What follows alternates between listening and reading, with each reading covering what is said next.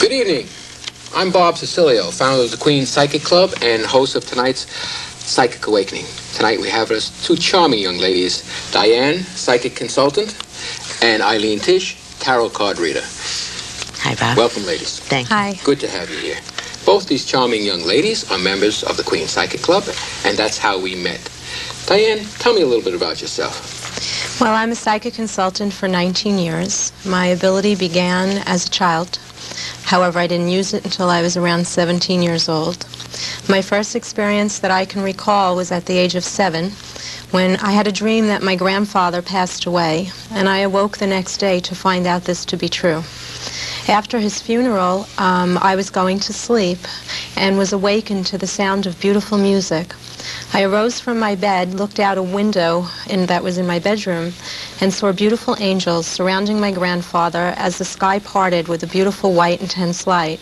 And he said goodbye, and I said goodbye, Papa, because I was an innocent 7-year-old and didn't know, what was going on, thought this was a natural occurrence. And from that point on, I had very vivid dreams, and dreams that usually came to fruition. However, it wasn't until the age of 17 that we had a psychic party, a few friends of mine, and the psychic told me that I was very gifted, suggested I purchase a set of tarot cards to help aid in the focusing of my ability, and that's where it began. Eileen, Diane said she purchased a set of tarot cards, and you are a tarot card reader. Tell me a little bit about yourself and tarot cards. Okay. I always was intuitive, and I studied as a young adult. I studied astrology and numerology and palmistry. I kind of avoided the tarot cards because they were a little spooky and I didn't know how they worked. So I never would have envisioned that I would be a tarot card teacher. But I took a seminar given by the Edgar Cayce Foundation. The name sounds familiar. Yeah, he sneaks in a lot. This was a seminar on how to find your mission in life. And one of the things they had us do was to write down 10 things that we really love to do. And then from that list, we were to eliminate any skills or activities that we learned in adulthood. And they told us that what remained on the list very likely contained our mission in life. So on my list, I had playing cards, because even as a kid, I always had a deck of cards with me. A dealer in Atlantic City. Almost, yeah, a bridge player, actually. And metaphysical and occult matters, I always was interested in that. And also counseling and listening. I always liked to listen to my friends and try to solve problems. And the fourth thing were cats.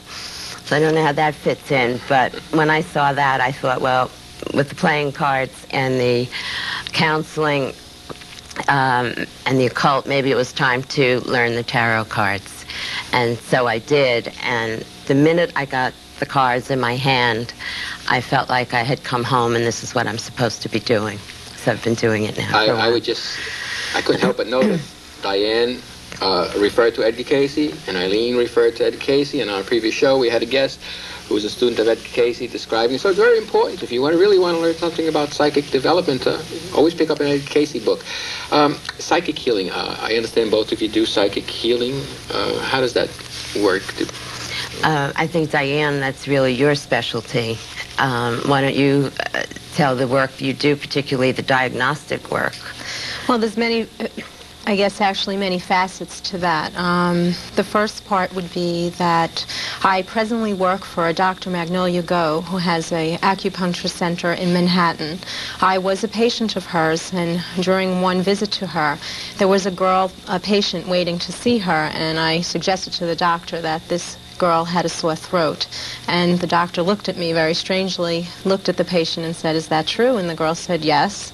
And I went on to suggest other medical things that were going on, and this turned out to be correct. So the doctor ran over to me, asked me to explain what I was doing. I told her that I was a psychic, and I very often in my readings pick up medical information. And she asked me to hold a file. I did this closed. I didn't know the name of the person or the history of the person.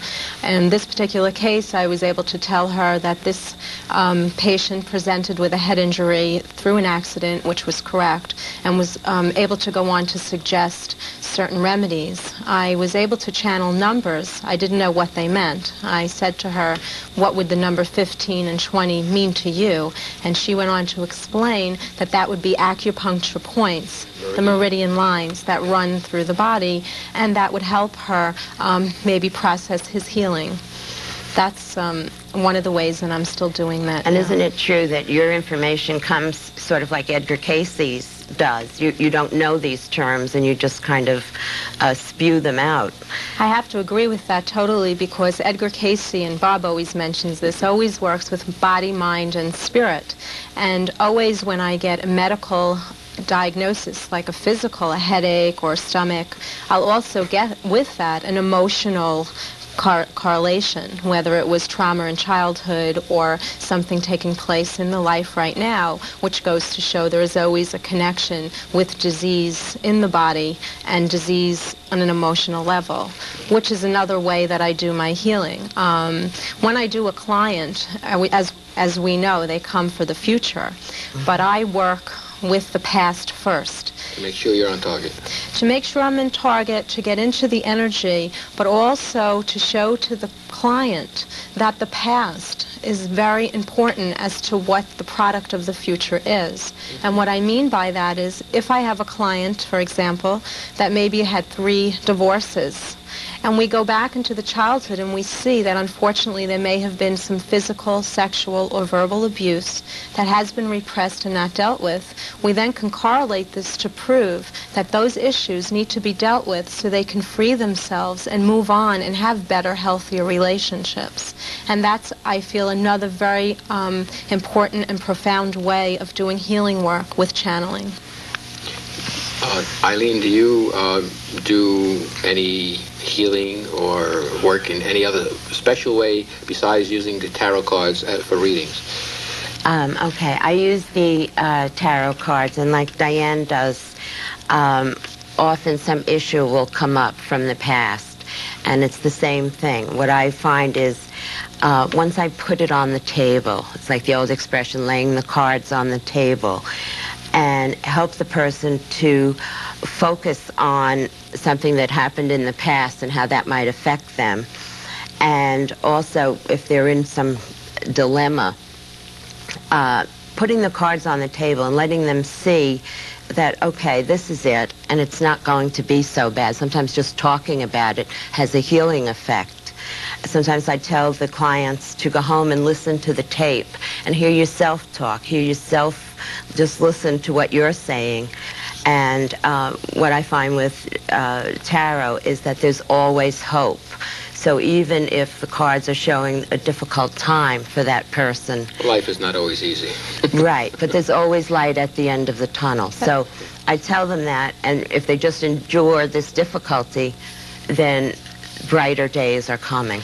That's why I think readings are so helpful. Unfortunately, we as psychics have had to go through a lot of negative feedback, and I think why I'm grateful to be here today is to try to show how positive readings can really be. If somebody is facing an operation or has gone through a traumatic divorce or even bankruptcy in a business, coming to a reading could shed light and show them why they're going through this, help them see it in a different perspective, and then let them see that something good is going to come.